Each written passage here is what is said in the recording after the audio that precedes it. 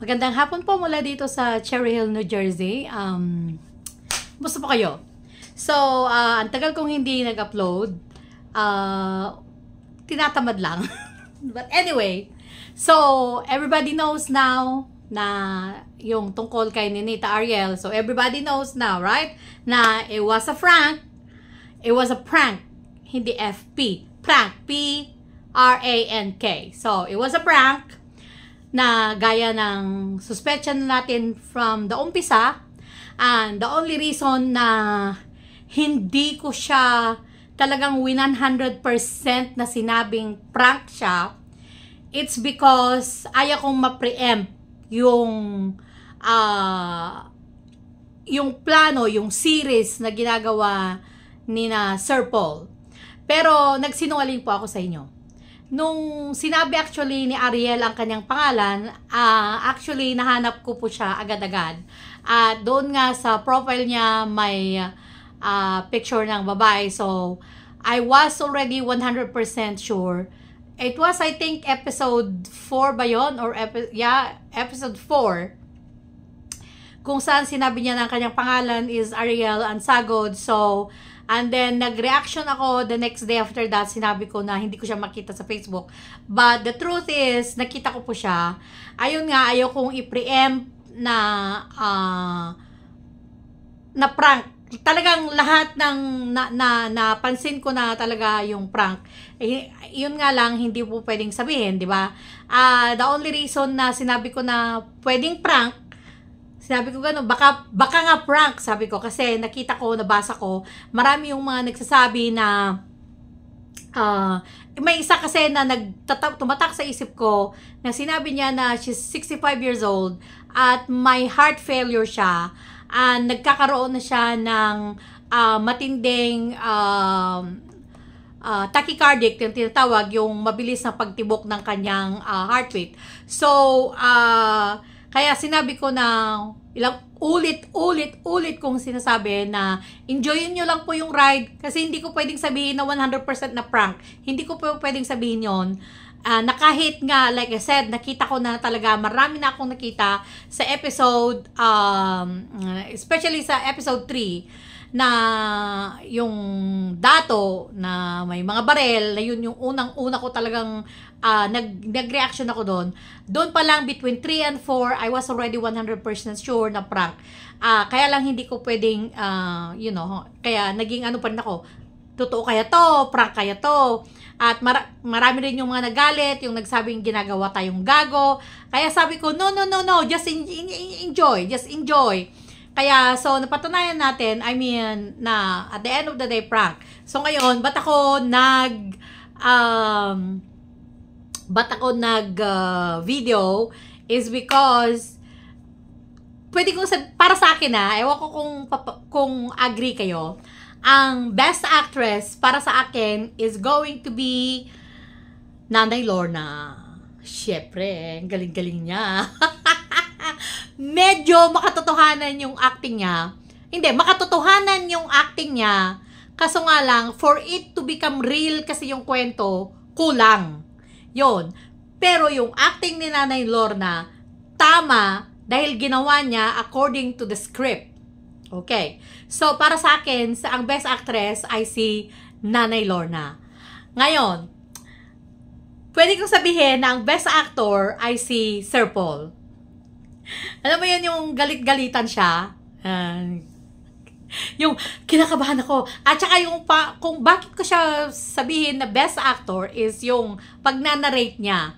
Yung narration niya ng kwento, nawawala po si Ninita. Mga ganun yung narration niya is walang pagkakaiba sa normal na pagsasalita niya. So, nag-narrate din siya. Akala mo talaga, totoo, because the way he narrates is ganun na ganun din. So, I would say na si Sir Paul ang best actor. Ngayon, naglalaban ng isip ko kung sino ang best supporting actor. Naglaban si Peter Paul at saka si Peking Bombay. So, ang problema kasi kay Peter Paul, yung pababa siya sa hagdanan mula sa tree, na yung galit-galit siya, kunwari gusto na niyang suntukin. Alam niyo yun? Yung susuntukin na niya sana. Tapos hinarang siya ni Sir Paul. Tapos, walang problema. Again, sinusunod niya yung script eh. May sinusunod siya na hindi naman formal na script siguro, but ito ang gagawin mo, yung ganon. So, hindi ko sinasabi na meron silang script. Ang sinasabi ko lang, they're following kung ano yung instruction. Okay, yung kinakailangan na tangkain mo siyang suntukin. Yung mga ganon siguro yun, no? So, and then, pagbaba niya ng hagdan, instead na yung makita mo dapat galit yung mukha niya, no? So, ano kasi, yung mukha kasi ni Peter Paul, neutral at halos napangiti siya. So, okay. Samantalang si Peking Bombay, kaya isa rin siya na napili ko na Best Supporting Actor, is that, yung pagka, nung una, yung pagtakbo niya, yung natumba siya, nagpaikot pa siya ng ganon.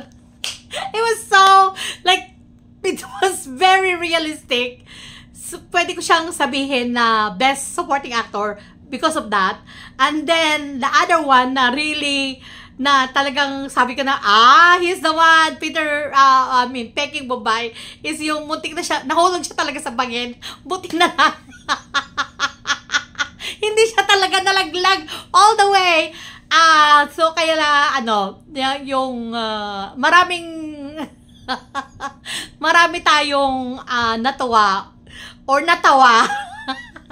sa action na yon ni Peking Bombay. So, para sa akin, ang Best Supporting Actor is Peking Bombay. So, Best Actress si Nanay Lorna, Best Actor si Sir Paul, Best Supporting para sa akin, Supporting Actor, Best Actor in a Supporting Role si Peking Bombay. Wala naman ako nakitang Best Supporting Actress. Ninita really, para naman siyang hindi nag-acting So, wala siya masyado. Si Ariel, hindi masyadong believable yung acting niya. Okay?